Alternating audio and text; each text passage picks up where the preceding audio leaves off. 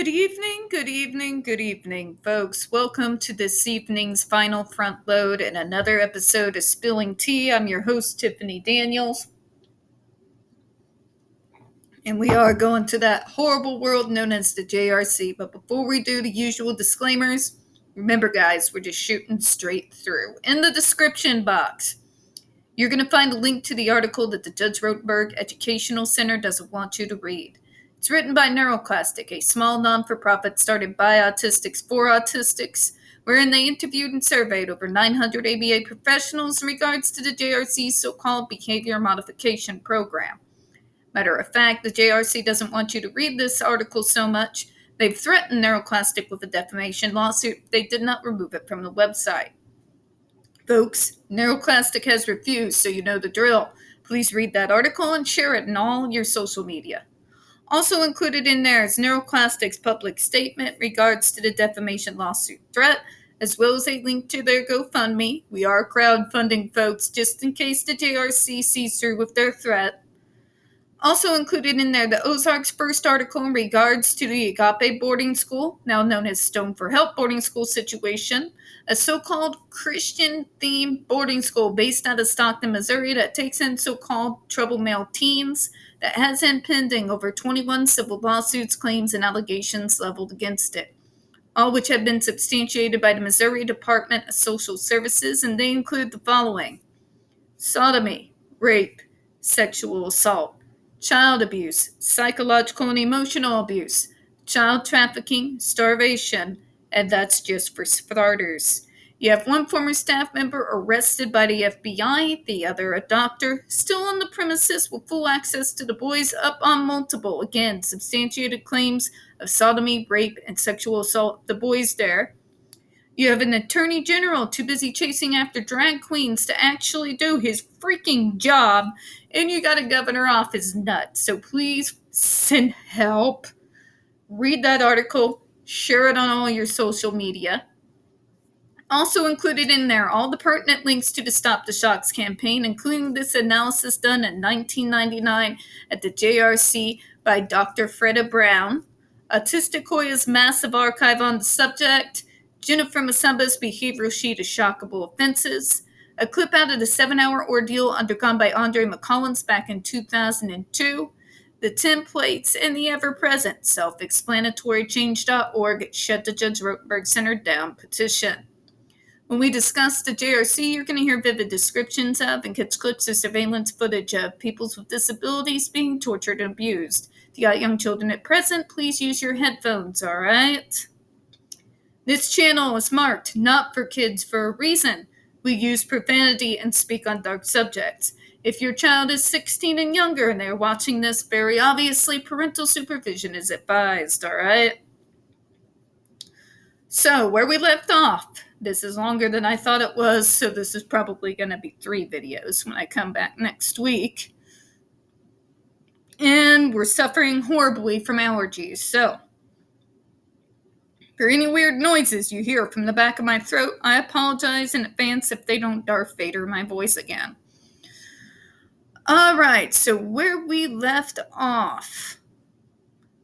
While this consultant would acknowledge that X could not now contribute to the development of her IEP in the traditional ways through verbal response to interview or survey, participation in vocational preference assessment, I'm going to call bullshit.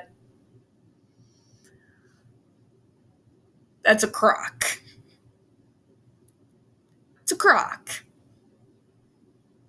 You think in your neurotypical head that because they don't vocalize it in a way that you understand, that they can't participate. I, as an individual who had an IEP, by the way, was an active participant in said IEP meetings, which means I was front, center, present in the room. It wasn't interviews, it wasn't surveys, it wasn't me writing a letter. I was in the room. When did this take place, you may ask me? Was it in 1999?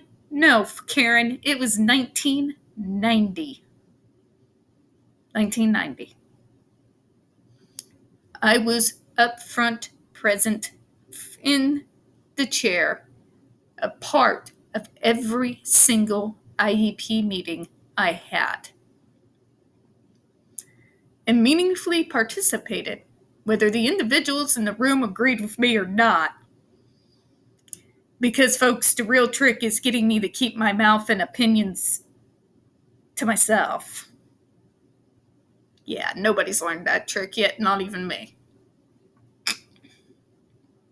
Just saying. She can easily contribute to this process in less traditional ways. That is, her behavior can be viewed as expressions of self-determination. It should be considered as input to the development of her plan. I agree to an extent, but I still feel like you are acting off of what you think you know about us instead of asking. Why is it in 1990 I could be an active participant present in the room while the IEP meeting is going on, and this person was not even considered to be invited? Because, folks, those were in my desk throwing days. Just saying. Saying is all. For example, if data indicated that X off-task behavior was at a very high rate when asked to participate in seat work, but was comparatively infrequent when the activity required a higher level of motor movement, then this information can be used to develop goals and objectives that focus more on activities requiring motor activity. Okay, this would just be common sense. If there's an area where there is struggle, there obviously needs to be more supports, guidelines, helps in order to help develop where the area is lacking. This is basic 101 transition planning. It's 101 IEP planning, for God's sake. The fact that Dr. Fredda even has to say it makes me want to bang my head into a wall. I won't do it, but the thought is there.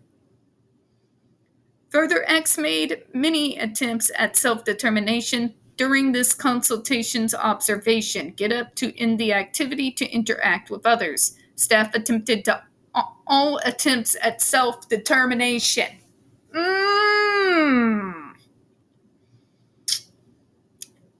Shots fired.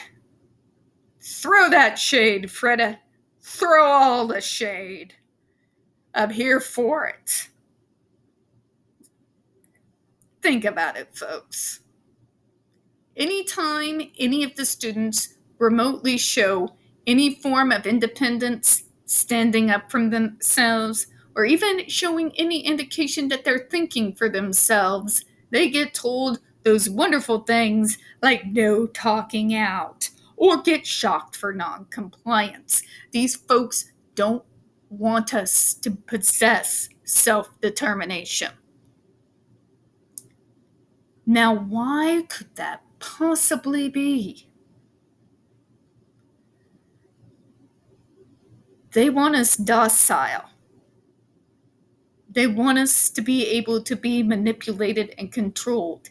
You can't do those things when you are giving us the tools for self-determination. Now, can you?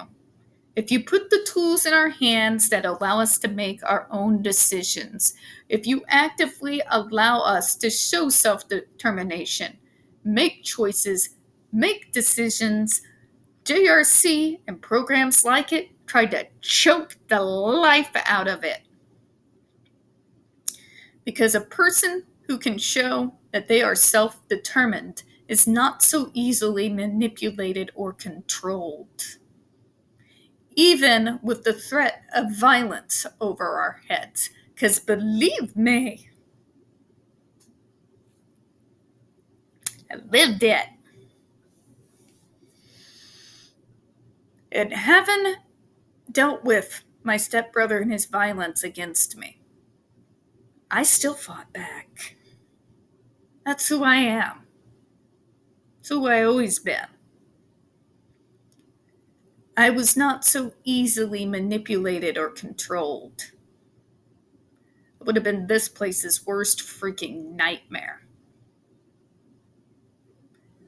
And in fact, the more violent it got, the more resistant I became, which is the story of many individuals who have dealt with that sort of thing.